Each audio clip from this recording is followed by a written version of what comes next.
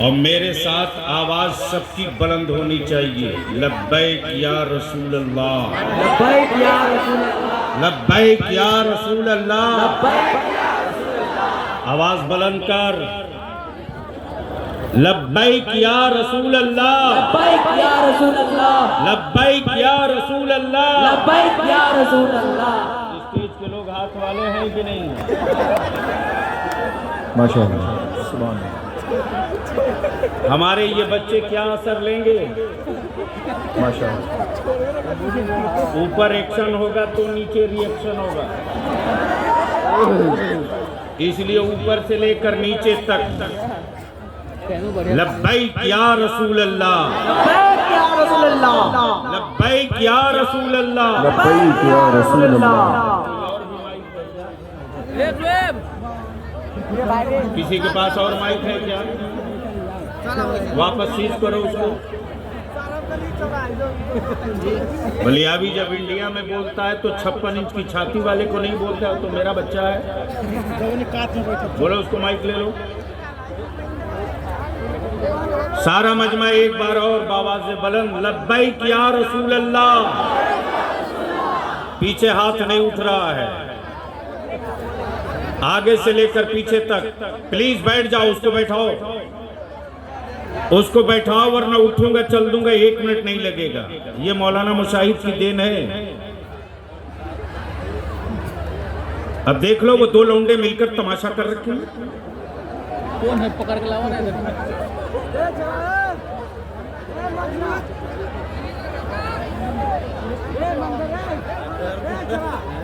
आज बलियाबी की थोड़ी देर तकरीर होगी।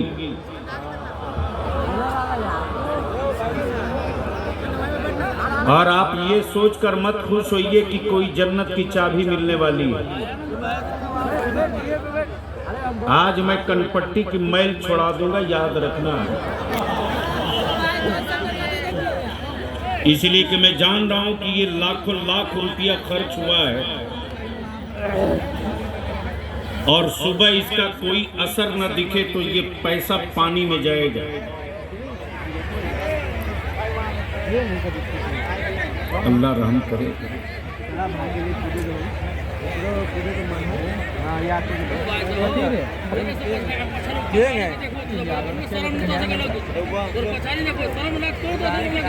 हमारे जलसे इसलिए नहीं कि हम टाइम पास करने आए हैं। हैरत है, हैरत है। दावा हो ईमान और इसके नबी का, और जिक्र मेरे मुस्तफा को हो, आंखें खुश्क रहे। प्लीज उन दोनों लड़कों को बैठा दो, वरना मैं उठ के चल दूंगा।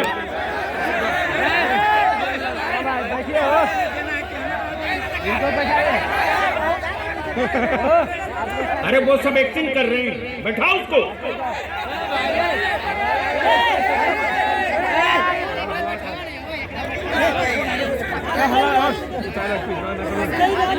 बेटे बैठ जा, अब तू बहुत काम कर लिया, बैठ जा, थक गया, बैठ जा। अरे बैठ के सुन। अरे कोई डिस्टर्ब नहीं कर रहा है ना, बलियाबी बैठा है, पता है? अब्बू से पूछ लेना।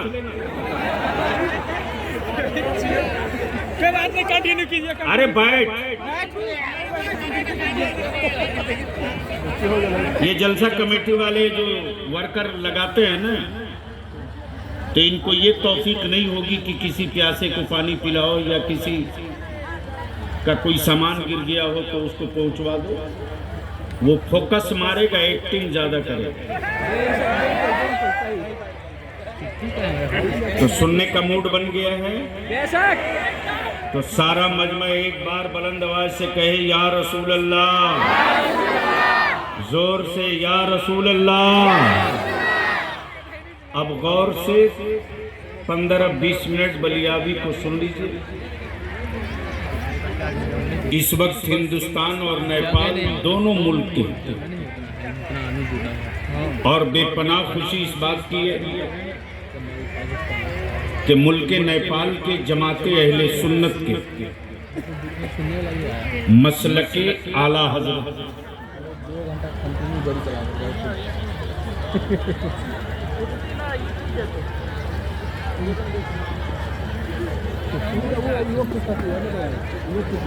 वो अफराद तशरीफ फरमा हैं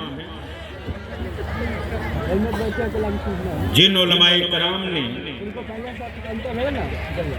बलियाबी ने तुम्हारे नेपाल में वो दिन भी देखे हैं कि राजदूत से सवारी करके गांव गया और उस दौर में चंद ही ऐसे थे। अल्लामा आसिफ रजा सैफी साहब, उन चंद में से 2 चंद रुखसत हो गए, अल्लाह उन्हें गरीब पे रहमत फरमाए। लेकिन मैं उन जज्बों को सलाम करता हूँ साहब जो खुद छप्पर में रहते थे, जमीन पर बिस्तर और चटाई पर वो भी सोते थे, हम लोग भी सोते थे। उस जमाने में हमारी जमात के पास कोई बड़ा इदारा और मदरसा नहीं था। उस दौर में वो चंद थे ऐसे सरफरोश जिनकी जिंदगी की हर सांस मसलके आला हजरत की थी, जिनकी जिंदगी का ओढ़ना बिछौना मसलके आला हजरत का था। अब मैं तुझसे पूछता हूँ ईमान वालों, जब दुबई का दरवाजा तेरे लिए नहीं खुला था, कोयत की खिड़की तेरे लिए नहीं खुली थी, कतर तेरी औलादें नहीं पहुंची थी, उस वक्त तेरे घरों से जो ईमान की चिंगारी निकलती थी, उस चिंगारी से जमाना उजाले की भीख मांगता था। और आज वो हवेलियां हैं, हवेलियां जिन हवेलियों में टाइल्स भी है, मार्बल भी है, मोज़ाइक भी है, लेकिन मेरे मुस्तफा की नाक पढ़ते कोई बच्चा नहीं निकलता, मोबाइल पर आवारगी करते निकलता है। उस वक्त कलेजे कटने लगते हैं। इसलिए आज की कॉन्फ्रेंस को सिर्फ कॉन्फ्रेंस मत मानो, आज की कॉन्फ्रेंस को यौम अहद मानो। अल्लामा दाऊद साहब, ऐसी कुर्सी लोगों ने दे दिया है कि मैं पीछे देख नहीं पा रहा।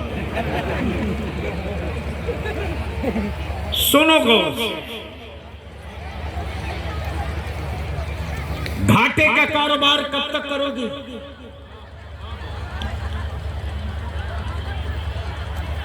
उधर से बहुत हंगामा हो रहा है। पूंजी और पैसा और दौलत लगाकर तुम अगर खुद को न बदल सके तो इस पैसे में आप क्यों लगाए? रात भर नबी की नात हो और आंखें खुश्क रहें। शायर इस्लाम हजरत असद इकबाल मेरे बाद तशरीफ लाएंगे। मैं देख रहा था कि चंद लड़के जो नजराना दे रहे थे तो उड़ा रहे थे। मैं पूछता हूं कितने सिक्के तेरे पास है रे? तेरे बाप की गुर्बत की तारीख बलियाबी को याद है। अल्लाह ने महफिले मिलाद की बरकतों से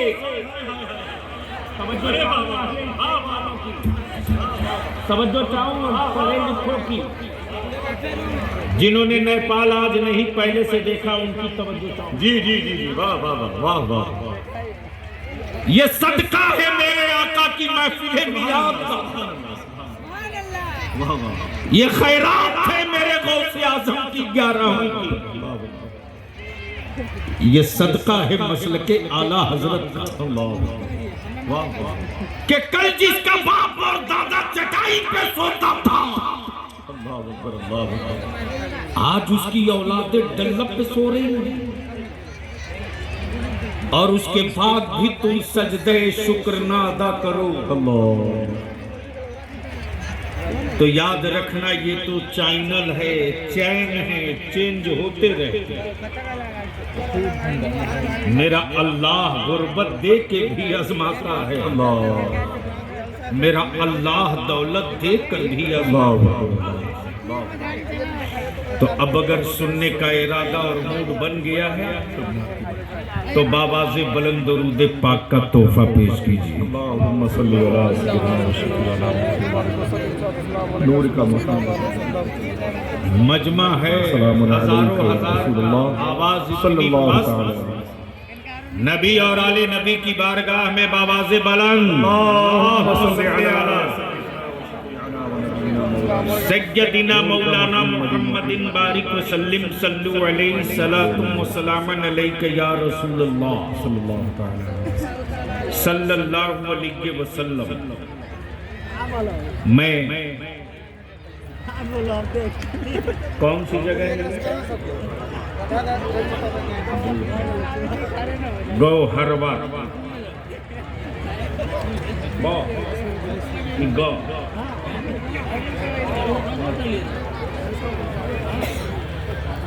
बहु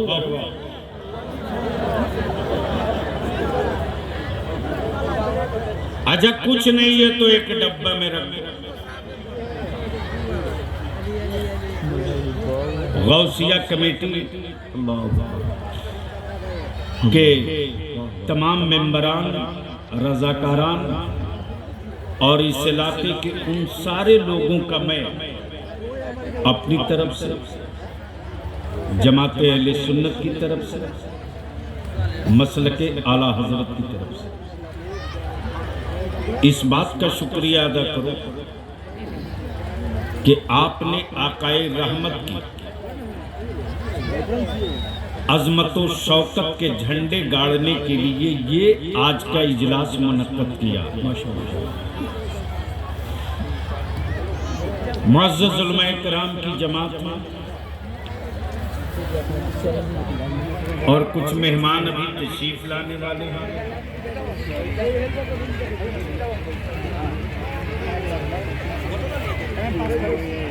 अभी आपने चंद अशार समाप्त किए। नकीब आज़म हिंदुस्तान हजरत अल्लामा आसिफ रजा सैफी से और मेरे दाएं पहलू दाएं बाजू की तरफ बैठे हैं खतीबे नाज़िमे मसलके आला हजरत हजरत मौलाना गुलाम मुज़फ़्फ़र खान साहब। ये भी आपसे मुलाकात करेंगे।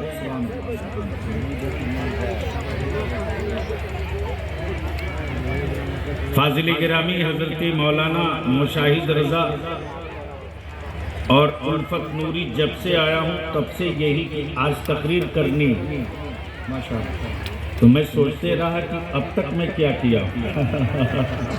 वाह वाह वाह, क्या वाह वाह।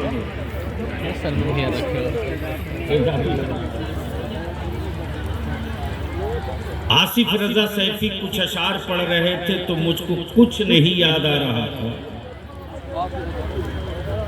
वो कह रहे थे उसने दिया हमने लिया ही नहीं, यही था। उसने दिया हमने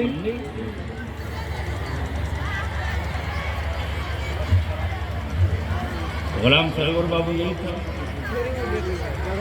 ये पूरा कलाम पढ़ रहे थे और मैं अपने आला हजरत की चौखट को चूम रहा।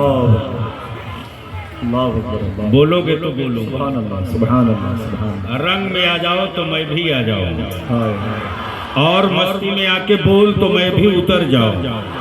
वाह वाह वाह वाह। मैं सिर्फ यही अपने रजा की चौखट पकड़कर कहे जा रहा था, बारे मेरे रजा क्या पनागाह का पता बताया। बताओ अच्छा है, क्या पनाहगाह का पता बताया है। और ये पनागाह तो इसी पनागाह कि आदम को भी उसी पनागाह की जरूरत हो, ईसा को भी उसी पनागाह की भी जरूरत हो, मूसा कलीमुल्लाह को उसी पनागाह की जरूरत हो, ईसा रूहुल्लाह भी उसी पनागाह को ढूंढे। और रजा ने कहा भूखे हो तो आओ उसी पनागाह में, प्यासे हो तो आओ उसी पनागाह में, काटने का तरीका क्या बताया? तेरे टुकड़ों पे पले। कब बोलोगे यार? तेरे टुकड़ों पे पले। तवज्जो चाहो, अहले स्टेज की दुआओं के साथ तवज्जो चाहो। क्या कहा? तेरे टुकड़ों पे पले, तेरे टुकड़ों पे पले। अल्लाह। बादशाह हो तुम रोटियां बंद कर दो, मेरी सेहत पर असर नहीं पड़ेगा। वाह इसलिए कि ईमान वाला किसी के बाप की रोटियों पर नहीं पलता, ईमान वाला तो रसूल पाक की रोटियों पर पला करता है। अल्लाह अकबर अल्लाह अकबर। तेरे टुकड़ों पे पले हाय हाय या रसूल अल्लाह अलैहि सलाम, तेरे टुकड़ों पे पले। अल्लाह अल्लाह गैर की ठोकर पे न यार, अल्लाह। झिड़कियां खाएं कहाँ? या रसूल अल्लाह झिड़कियां खाएं कहाँ? छोड़ के सदका तेरा झिड़कियां खाएं कहाँ? छोड़ के सदका, छोड़ के सदका तेरा। अब यहाँ जितना मजमा में बैठे हैं मर्द, उस तरफ वाले या इस तरफ वाले, ईमान से बोलो बरेलवी हो कि नहीं हो? जो बरेलवी हो हाथ उठा लो, जो बरेलवी हो वो हाथ उठा लो। अब बीच से कोई खड़ा होकर नारा ठोक दे,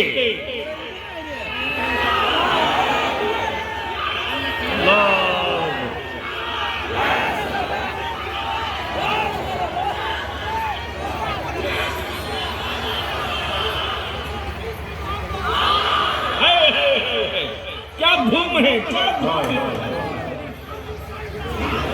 कान जिधर लगाइए तेरी निगाह, कान जिधर लगाइए तेरी। अल्लाह वाह वाह वाह वाह। अब बलियाबी अर्ज करता, लोकतांत्रिक और जमहूरियत में माशाअल्लाह माशाअल्लाह। जमहूरियत में, जमहूरियत में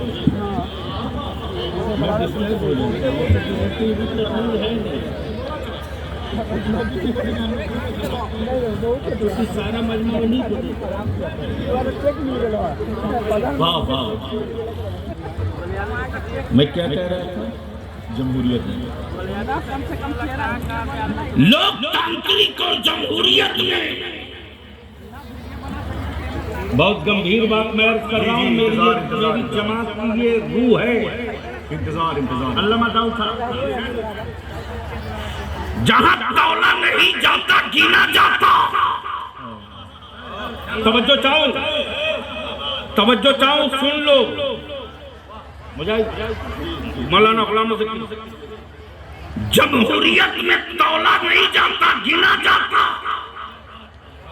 अब बलियाबी कहता कि जब गिना ही जाना है तो बलियाबी को कहने दो। आज यहाँ ताजु शरिया नहीं,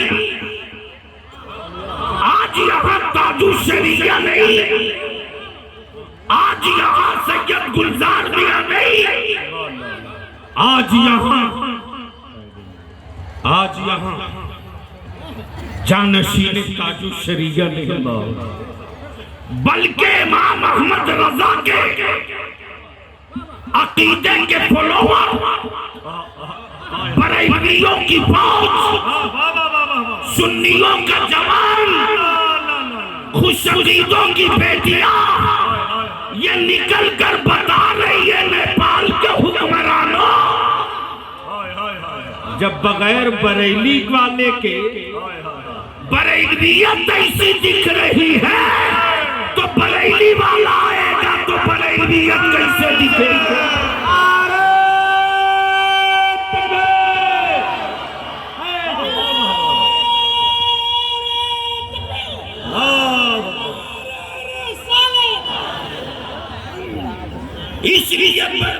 इसलिए तो मैं अर्ज कर दूंगा कि सऊदीया के ज़कात खोरो, हाफ पैजामा वालों, काबे की कमाई पर और काबे की कमाई से विदेशों में मस्जिदें बनाने वालों, अरे हम अपने छप्पर की मस्जिदों में सजदा कर लेंगे, तरावी पढ़ लेंगे, पढ़ लेंगे, वाजिब पढ़ लेंगे, सुन्नत पढ़ लेंगे, कच्ची मिट्टी पर अपने रब का सजदा कर लेंगे। लेकिन जो मेरे नबी की नबूवत का मुनकिर हो, रिसालत का दुश्मन हो, अजमत का कातिल हो,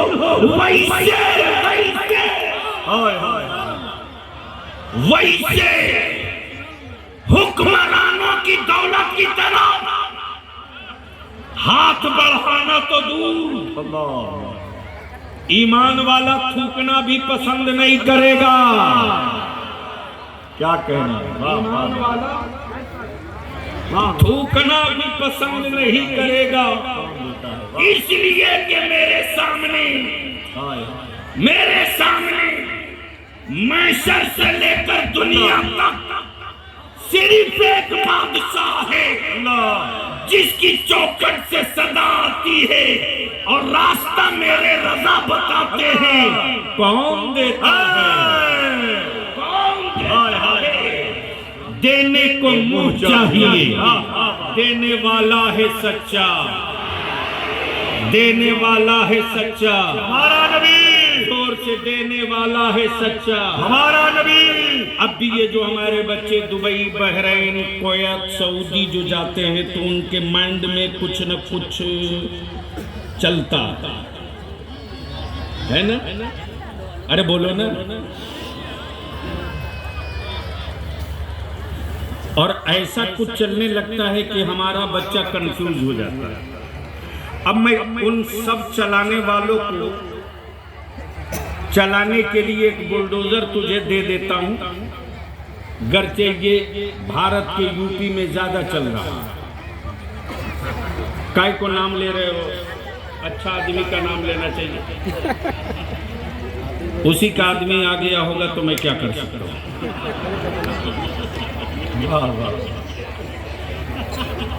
सुनेंगे? अच्छा एक बात बताओ, अल्लामा साहब, आसिफ रजा सैफी साहब, मैं अपने जवानों से पूछूंगा, एक बात बताओ कि एक बोतल शरबत हो दूध का, किसका, और उसमें एक कतरा पेशाब हो, खाली नहीं तो पूरे जाम, और कहा जाए पी लो, तो कोई पिएगा? अरे यार, एक बोतल में एक कतरा क्या मतलब है?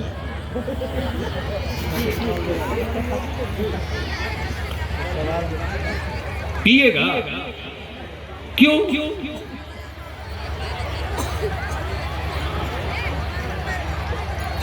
इसलिए कि नापाक।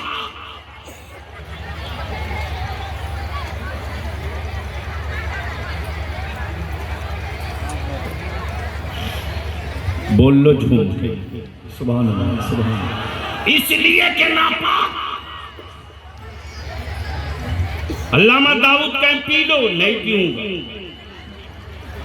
फख्र नेपाल कहें पी लो, नहीं पीऊंगा। अमीने शरीयत अल्लामा मुफ्ती अब्दुल मन्नान कलीमी कहें पी लो, नहीं पीऊंगा। क्यों?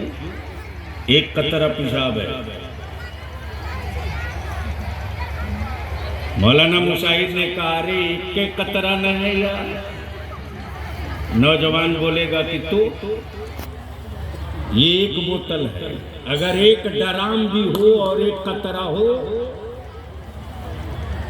तब भी नहीं पिए। वाह वाह, याद रखना, ईमान ऐसे ही है और मसला के आला हजरत यही है अल्लाह अल्लाह, कि ईमान की बोतल में एक कतरा अगर कोई बदअकीदगी डाल दे, हाय हाय हाय, अल्लाह अल्लाह अल्लाह, तो उसे हम कबूल नहीं करेंगे। वाह वाह वाह,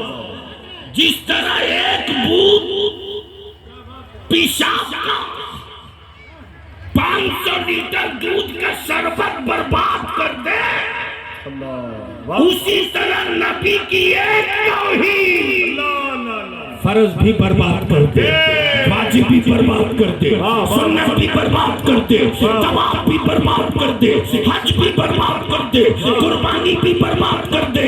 इसीलिए तो हम अपनी औलादों को यही सबक पढ़ाते और सिखाते हैं कि बेटे दौलत कमाओगे, आज रहेगी कल नहीं रहेगी। छप्पर में हो कल घर बना लोगे, चौराहे पर हो कल छप्पर डाल लोगे, अभी कपड़े नहीं हैं कल अच्छे बना लोगे। लेकिन अगर ईमान चला गया तब क्या करोगे? तब क्या करोगे?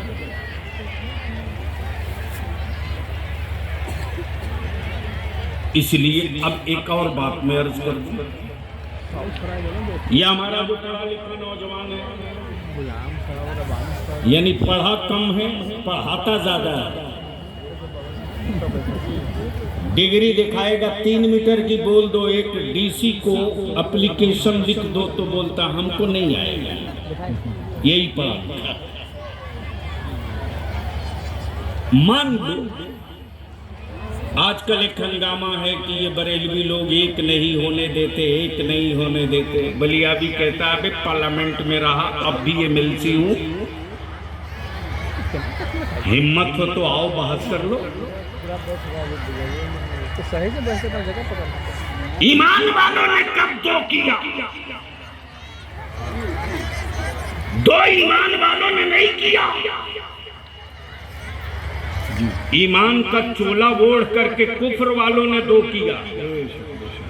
वाह वाह, बड़ी बात। काबे का तवाफ करके ईमान वालों को दो किया। और उसकी मिसाल देता हूं, तुम्हारे दिमाग में सीधे चिपक जाए। मान लो अगर कोई किसी को गाली दे तो उसके पीछे नमाज पढ़ोगे? अरे बोलो ना, धीरे बोल रहे हो। पढ़ोगे? क्यों नहीं पढ़ोगे? नहीं, गाली दी जा। अब अगर मान लो अल्लाह ना करे ऐसा हो, बलिया भी किसी को गाली दे दे, माँ की बहन की, तो कोई नमाज पढ़ेगा? मुसल नमाज पढ़ना तो दूर की बात रही, धक्का मार के मुसल्ले से उतार देगा। तो मसला तो यही फंसा है,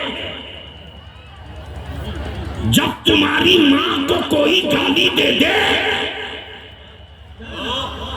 तो तुम उसके पीछे नमाज न पढ़ो। जो मेरे नबी को गालियां दे उसके पीछे अहमद रजा कैसे नमाज पढ़ लेगी? ये मुमकिन नहीं है, ये मुमकिन नहीं है। लेकिन गैरों में कहां दम था, हर बार तो तुमने नबी का जिक्र हो और आंखें खुश्क हो, तस्करा हो मदीने पाक का और मेरे चेहरों पर मुस्कुराहट हो, जिक्र हो आका करीम के पसीने पाक की, और हम अंदर अंदर मस्ती में ना आवे। जिक्र हो करबला का और शहादत का शौक न पैदा हो, तज़किरा हो गौसे आज़म पीराने पीर का और अकीदतों का नया सूरज न निकल सके। तज़किरा हो मेरे गरीब नवाज का और सखावत की बात भूल जाए। बात तो है इमाम अहमद रजा की और फतावा रज़विया सामने ना आ सके। तज़किरा हो इमाम इसको मोहब्बत का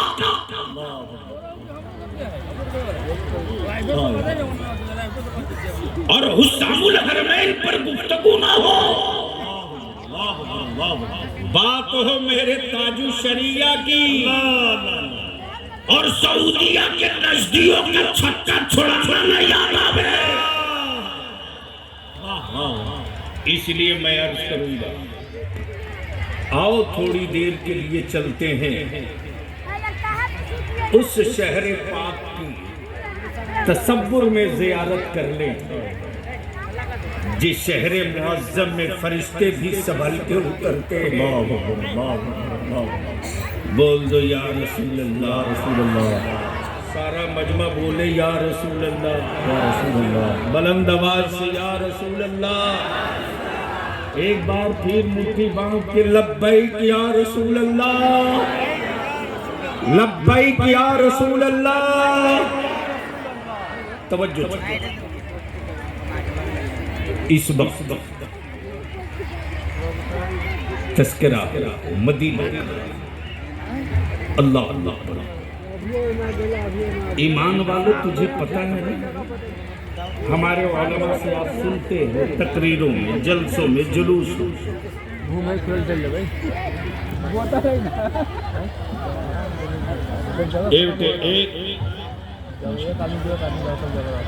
ऐसा नहीं करते ना। एक बात तुमको बताओ,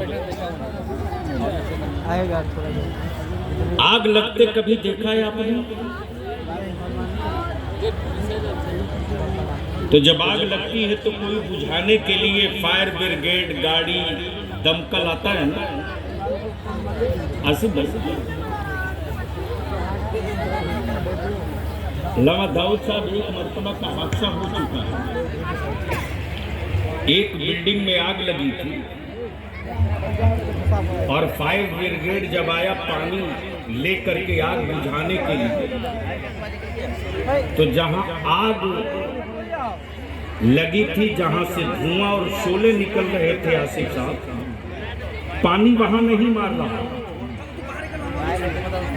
पानी या तो 2 फीट आगे बढ़ के पटा रहा या 2 फीट पीछे। मैं सोचते रहा कितना बड़ा पागल है। जल रही है बिल्डिंग, निकल रहे शोर, उठ रहा है धुआं, अब पानी कहीं और मार रहा है। मैंने पानी पटाने वाले को हाथ पकड़ के पूछ दिया, क्यों बेवकूफ बना रहे हैं? अरे आग कहाँ है, पानी कहाँ मार रहे हो? आग बुझाने वाले ने जवाब दिया, बलियावी साहब, जो काम मेरा है मुझे करने दो, जो काम आपका है आपको। ये पानी बड़ा कीमती है, उस जगह पानी क्यों बर्बाद करूं जो जल चुका है?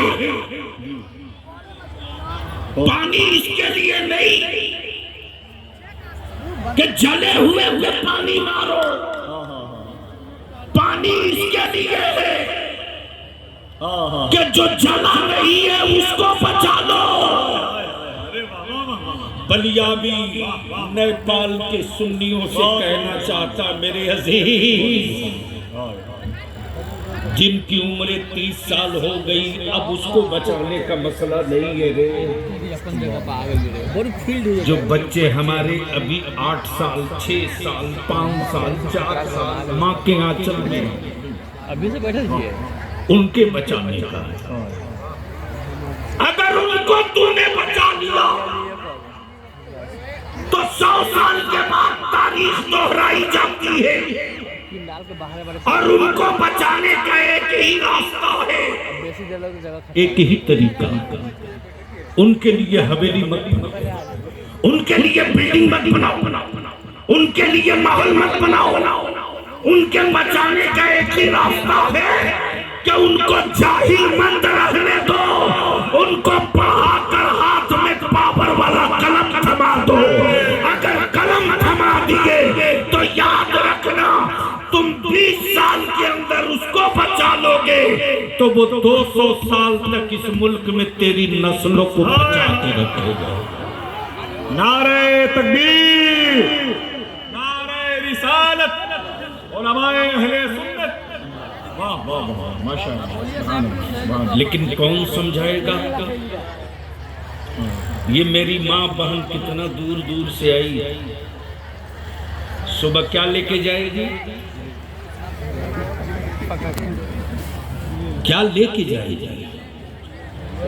इसलिए अगर तेरे दिल में, तेरे सीने में दिल है, नबी के इश्क में धड़क रहा है, तो आज चल, चलते हैं उस दयारे मुस्तफा की जान। अल्लाह, सुभान अल्लाह, जोर से, जोर से, जोर से।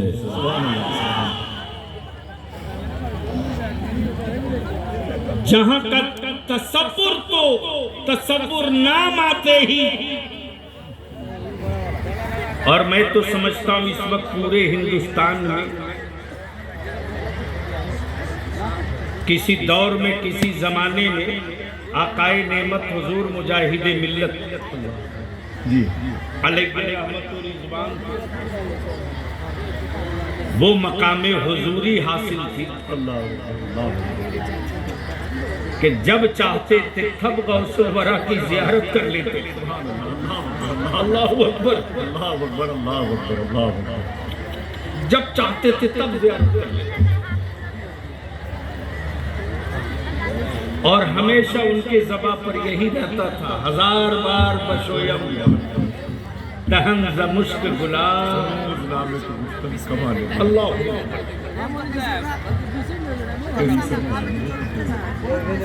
और ये आला हजरत का शेर तो मेरे मुजाहिदे मिल्लत के लिए वजीफे इश्क। और हमेशा पढ़ते थे, तेरी सरकार में लाता है खता उसको शकील, जो मेरा गौस है और लाडला बेटा। लेकिन इस वक्त हिंदुस्तान में आपके स्टेज पर एक ऐसा कादरी फकीर भी बैठा है जो साल में 3-4 मरतबा, मैं तो समझता हूँ कि उनका जिस पर करम हो जाए। अमम मदीने जाना आसान है, टिकट कटाओ, काठमांडू से चले जाओ, लेकिन मदीने तैयबा से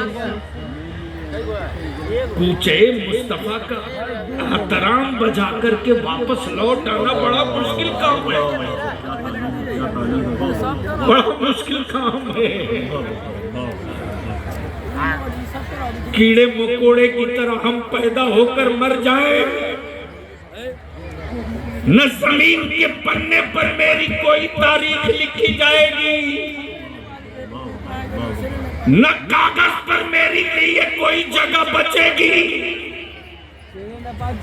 इसलिए कि हमने जिंदगी न गुजारी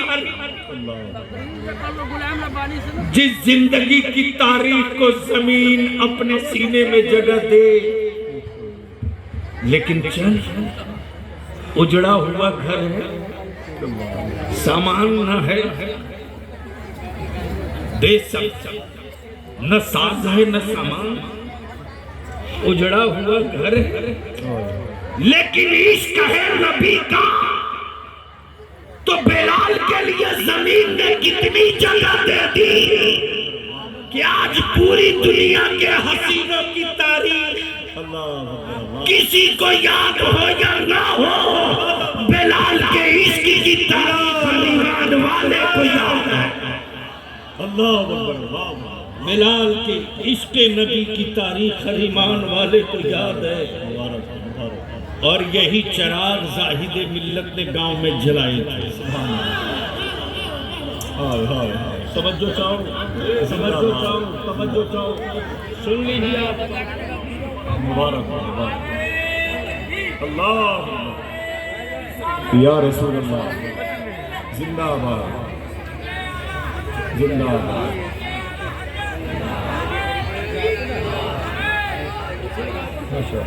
लेकिन अफसोस, बलिया की पूरी जिम्मेदारी से अपने दर्द का इजहार करता। हम लड़ने के लिए पैदा लिए थे नबी के दुश्मनों से, हमारे कलम पर धार चढ़ाई गई थी दुश्मने नबी के लिए। लेकिन आज हम गैरों से नहीं अपनों से लड़ रहे हैं, अपनों से। मैं तुम्हारे हाथ पढ़ के कहता हूं मेरे भाई, मत बर्बाद कर, मत बर्बाद कर। सवाल मेरे और तेरे जीने का नहीं है।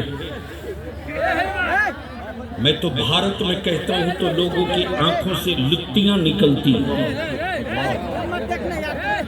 और मैं जानता हूं कि बाद इंतकाल मनकबत पढ़ने की हमारी जमात आदि हो गई है। जिंदगी में कभी पूछा न था, बातें विशाल हम दीन की चादर लेके जाएंगे, मनकबत सुनाएंगे। माफ कीजिएगा ये कड़वा सच है। जल रहा था त्रिपुरा, जल रही थी मेरी मस्जिदें, चीख रही थी मेरी बेटियां, जंगल और पत्तों का सहारा लेकर जी रही थी। कोई मनकबत खां सामने दिखता नहीं था। उस जलते हुए माहौल में रजा की फिक्र, खैरात, ताजु शरीयत की दहलीज का भीख लेकर गौसुल आजम के अमान में अपने आप को सुपुर्द कर जब बलियाबी त्रिपुरा उतरा है तो हुकूमत आवाम कहने लगी परेड भी आया है, परेड भी आया है, परेड भी। अल्लाह,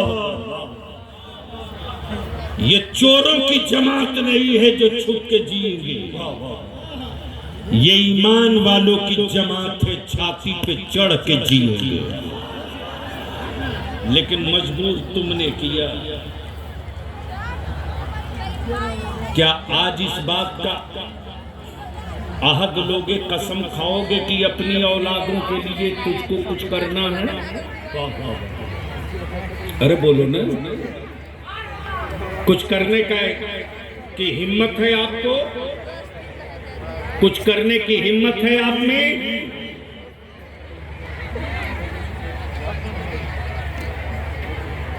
ए बेटा, ए सुन ले,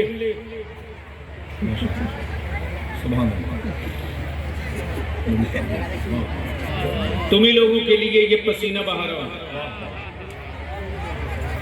वरना जो सामने की तस्वीर दिख रही है 20 साल बाद वाली, उस तस्वीर में शायद तेरे बच्चे नहीं दिखेंगे। मुझसे पूछ ले तो 4-5 मुल्कों की 20-25 साल बाद क्या होने जा रहा मैं आज बता दूंगा।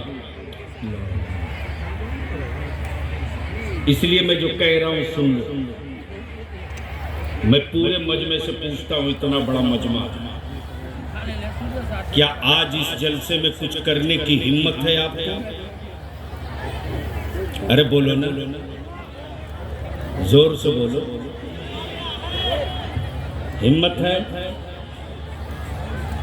हम किसी को मारने की बात नहीं कह सकते, इसलिए कि नबी वाला मारने की बात नहीं कर। वाह वाह वाह।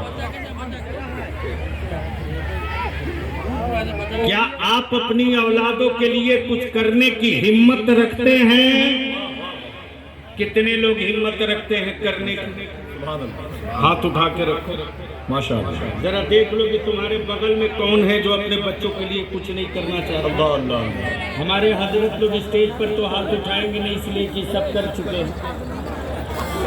मैं भी जानता हूँ कि एक एक हजरत ने कितना नकदी लेकर बेटे का रिश्ता तय किया हो, मैं खुद जानता हूँ। ये जो सामने खड़े हैं, क्या आप लोग कुछ कर सकते हो? अरे बोलो ना, आप लोग कुछ कर सकते हैं? आज कुछ करने की नीयत आप इरादा आप रखते हैं तो हम आपसे दौलत और पैसा नहीं मांगते,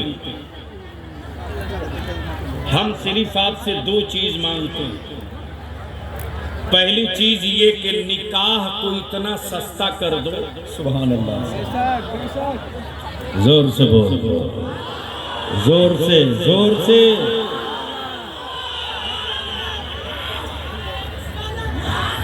निकाह को इतना सस्ता कर दो कि गुनाह महंगा हो जाए।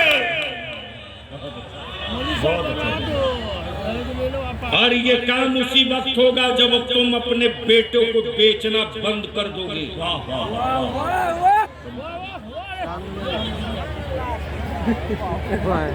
अरे बाप दादा ने मुश्किल से चंद गज जमीन खरीदा था तेरे लिए।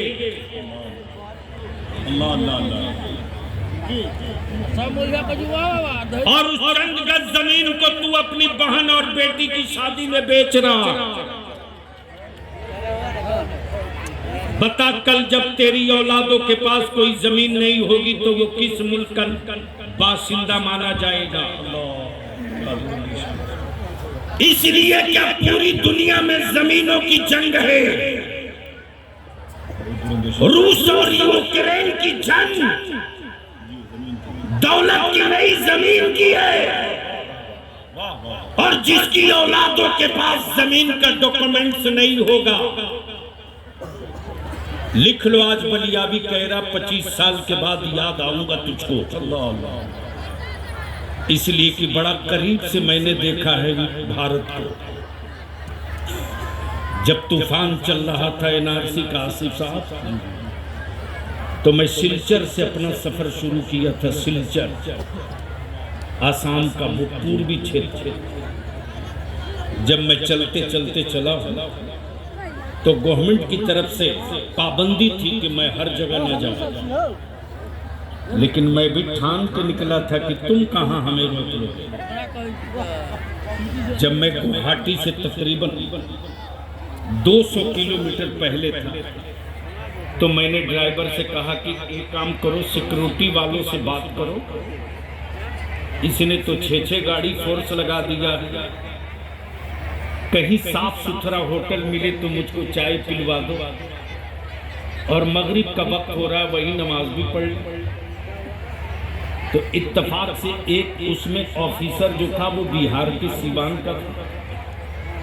उसने कहा कि आगे करीब 30 किलोमीटर के बाद एक होटल है, उसी ढाबा पर आपको चाय पिलवाऊंगा।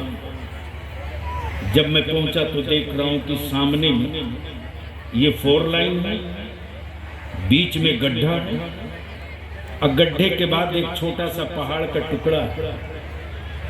उस टुकड़े की कुरान की तिलावत की आवाज आ रही है। आज भी बलियाबी अपने को रोक नहीं पाई। जैसे ही कुरान की तिलावत की आवाज सुना तो मैं पलट के देखा, देख रहा हूँ ऊपर में छप्पर है, प्लास्टिक ऊपर से तनी और एक बड़ी बीबी कुरान शरीफ पढ़ गई। उसके सामने 2 बच्चे। मैं सोचा कि मैं जरा करीब जाऊं। जैसे ही मैं बढ़ा मुझको सिक्योरिटी वालों ने रोक दिया। मैंने कहा नो, आप पीछे जाओ। सिपाही सब पीछे जाओ। जब मैं पहुंचा हूं आसिफ भाई तो मैंने सलाम किया। बड़ी बीवी बहुत गौर से मुझको देखी, उसके बाद कुछ बोल नहीं। फिर मुझको समझ में नहीं आ रहा था कि लैंग्वेज प्रॉब्लम हो, ये जबान शायद मेरी नहीं जानती, लेकिन कुरान पढ़ रही है तो सलाम जरूर जानती हूँ। आखिर में मैंने बहुत तोड़ कर अल्फाज में बोल पड़ा, मैं बिहार से मौलाना, मौलाना बलियाबी, मौलाना, मौलाना। उस औरत ने जवाब दी, बड़ी बीवी ने, वालेकुम अस्सलाम। मैं पूछा ये कौन? बोली पोता, पोती। अब मैं कभी उसे देखता था और कभी अपने को देखता था, और मेरे ज़हन और दिमाग पर आने वाला दिन हथौड़े मार रहा था। मैं पूछा आपका बेटा बेटा? बोली तल्ले यानी नीचे। मैंने कहा बुलाओ, आवाज दी, उसका बेटा। मैंने कहा यही तुम्हारा घर है? सुन, 2 लाख रुपया पर अपनी औलाद बेचने वाला सुन, अपनी औलादों को जिंदा दफन करने वालों सुनो, आग कहां लगी है, धुआं कहां उठ रहा है। रात भर चीख पुकार हू हंगामा करके सुबह सवेरे खाली हाथ जाओगे तो ये सारी अपना है बाल बच्चा के दिया करबे तो हम मांग 1 रुपया नहीं। जैसे ही मैंने पूछा कि ये आपका घर है, आसिफ भाई उस लड़के ने जवाब दिया कि नहीं, तिनसुकिया में मेरा 6 कट्ठे में मकान है, हमारी 5 बहनें थी, मेरे वालिद का इंतकाल हो गया बचपने में, मैं अपनी बहनों की शादी के लिए 6 कट्ठे का मकान बेच दिया। इस वक्त मेरे पास कोई जगह नहीं, ये सड़क पर काम मजदूरी मिलता है तो करता हूँ। ये मेरी बूढ़ी माँ है, मैं इसको छोड़कर कहीं रह नहीं सकता, और ये मेरी 2 औलादें। तब मैंने उससे पूछा कि अब अगर NRC का कागज मांगा जाएगा तो क्या करोगे? उस लड़के ने जवाब दिया, मैं दुआ करता हूँ कि अल्लाह उस दिन के आने से पहले मेरी माँ को उठा ले, ताकि मैं अपनी माँ को उस शेल्टर होम में नहीं देख सकता। बाकी रह गए हमारे बच्चे, हमारे बच्चों की लाइफ या जिंदगी, हमारी जिंदगी बस ऐसे ही जब पैदा ले लिए हैं बच्चे, मैं तुमसे पूछता हूँ, मैं तुमसे सिर्फ एक बात पूछता हूँ कि अगर तेरी औलादें जाहिल रह गई तो मजबूर तो बन सकती है, हाकिम नहीं। अगर तुमने अपनी औलादों को जाहिल रखा तो तेरे बेटे कयामत में तेरे लिए अजाब तो बन सकते हैं, मगफिरत का सामान। और अगर तुम ईमान पर कायम रहकर अपनी औलादों को पढ़ा देते हो तो तेरे बेटे आंधियां देखकर घर में नहीं छुपेंगे, तूफानों को ललकार कर कहेंगे आ इधर आओ। अरे हम उस नबी के गुलाम हैं जो नबी के गुलाम बदर में पूरी दुनिया के कुफ्र से न डरे, करबला में 22,000 से न डरे, और भारत में तेरा अहमद रजा पूरी नजदीयत से न डरे। हम उसके मानने वाले हैं। नारे तकबीर, नारे रिसालत, मुहाफिजान मसलक आला हज़रत, सुभान अल्लाह, सुभान अल्लाह। इसलिए अल्लामा दाऊद साहब और हम अपने उलमाए अहले सुन्नत से एक विनती करेंगे कि मदरसे बहुत हो चुके हैं।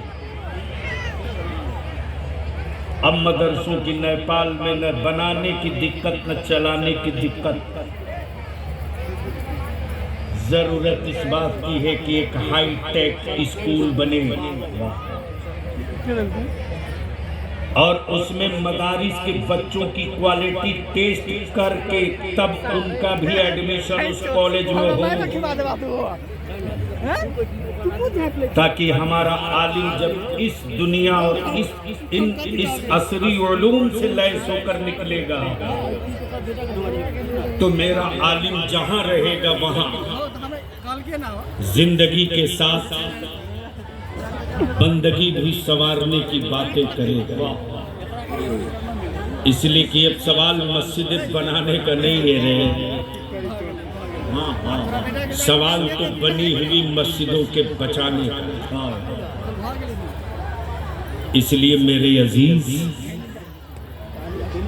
अभी आपको कई तकरीरें समाप्त करनी है, हम बस आखिरी बात पूछ ले आपसे, क्या जहेज के खिलाफ आपको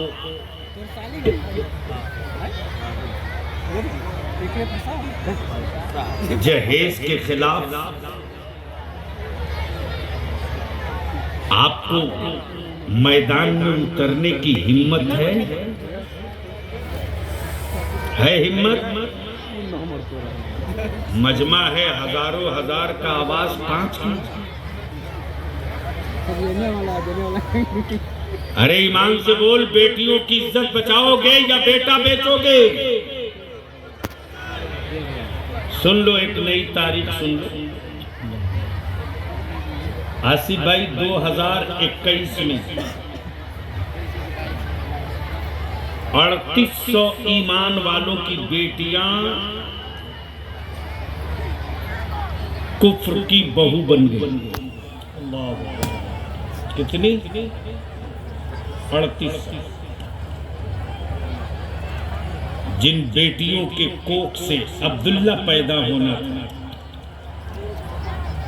आज वो हमारी बेटियां महेश पैदा करने पर मजबूर हैं। ये दिन किसने दिखाए?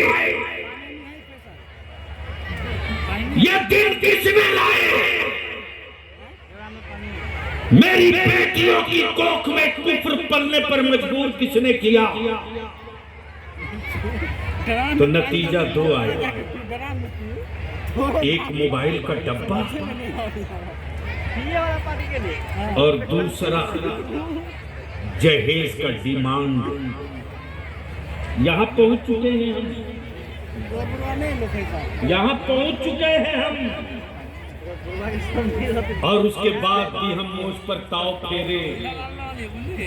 तो ईमान से बोलो, जहेज खत्म होना चाहिए कि नहीं होना चाहिए?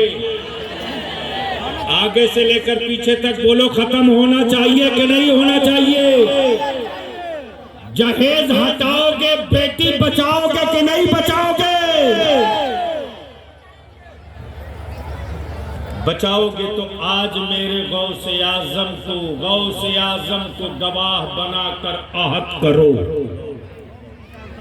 हिम्मत है मेरे पीराने पीर को गवाह बनाकर आहत करने की?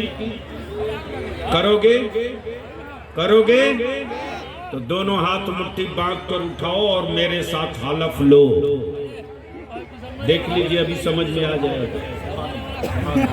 देख लीजिए, अभी समझ में, जिसका हाथ नीचे हो समझ लो कि ये बेटा बेचने के लिए अभी भी मंसूबा बनाए हुआ है। स्टेज वालों को तुम लोग देख लेना,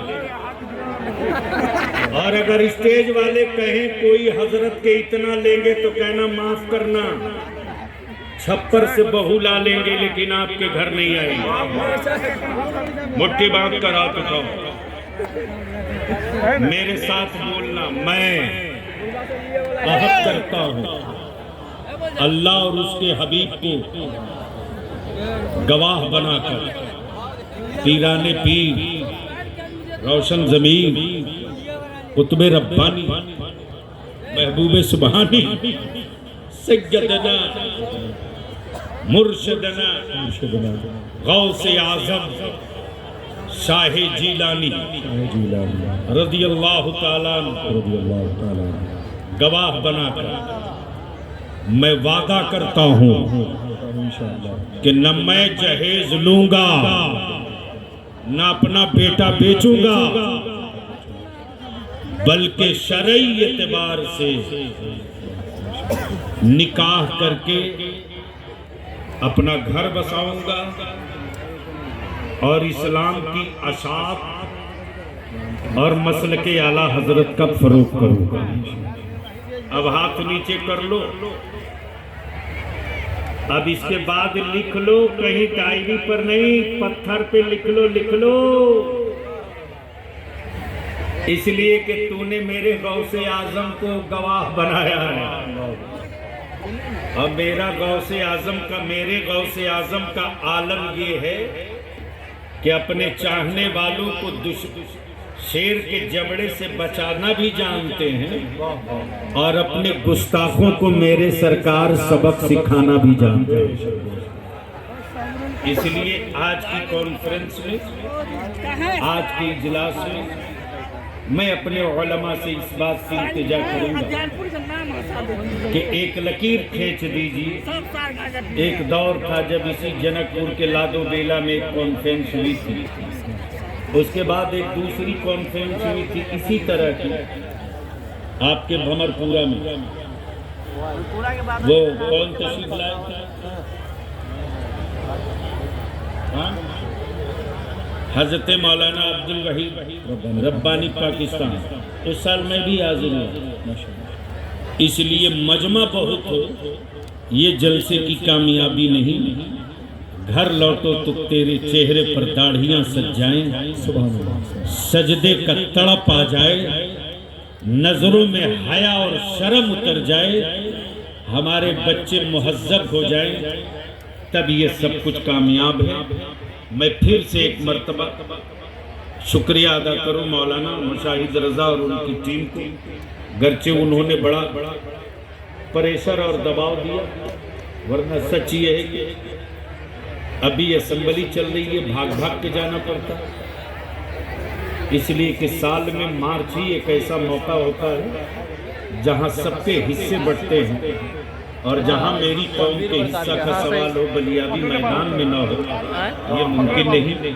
अल्लाह अमले खैर की तौफीक दे। यार जिंदा सोहबत बाकी। क्या हो गया, क्या हो गया? बैठो। अरे आप बैठ जाओ ना, दूसरे को क्यों बैठा रहे हो? ए बेटा बैठ जा, तू बैठ जा, आप बैठ जाओ। आप अपना जलसा मत खराब करो, आप अपना जलसा मत खराब करो।